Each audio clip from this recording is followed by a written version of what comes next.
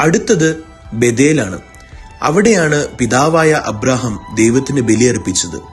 ഗോത്രപിതാവിന്റെ വിശ്വാസവും വിശുദ്ധ ജീവിതവും യഹൂദ യാത്രികർക്ക് ആവേശജനകമായി.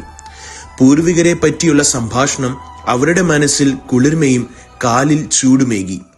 യാത്ര ഏറെ സുഖകരമായിരുന്നു. അന്ന് അന്തിയിറങ്ങുവാൻ നിലത്ത് കിടന്നപ്പോൾ അന്തരീക്ഷം അനുകൂലമായിരുന്നു. എല്ലാം അവർക്ക് അനുകൂലമായി നിശാവിശ്രാന്തി നൽകി. തന്റെ പ്രിയപ്പെട്ടവർ ഉറങ്ങുമ്പോൾ കർത്താവ് അവർക്ക് വേണ്ടത് നൽകിയിരുന്നു. മരണവാർത്തകളിൽ കർത്താവിൽ നിദ്ര പ്രാപിച്ചു എന്ന് നാം ചേർക്കാറുണ്ട്. എല്ലാ രാത്രികളിലും കർത്താവിന്റെ കരങ്ങളിലാണ് നാം ഉറങ്ങുന്നത്. ഉറങ്ങുന്നതിന് അല്പസമയം മുമ്പ് കർത്താവിനോട് നാം പ്രാർത്ഥിക്കാറുണ്ട്. എല്ലാം സമർപ്പിച്ചുകൊണ്ട് മനസ്സിനെ ശാന്തമാക്കാറുമുണ്ട്. ഈ ക്രിസ്തുമസ് യാത്രയിൽ ഉണ്ണിയേശുവിനെ വിളിച്ച് അവിടുത്തോടൊപ്പം നമുക്ക് നിദ്രയിലായിരിക്കാം.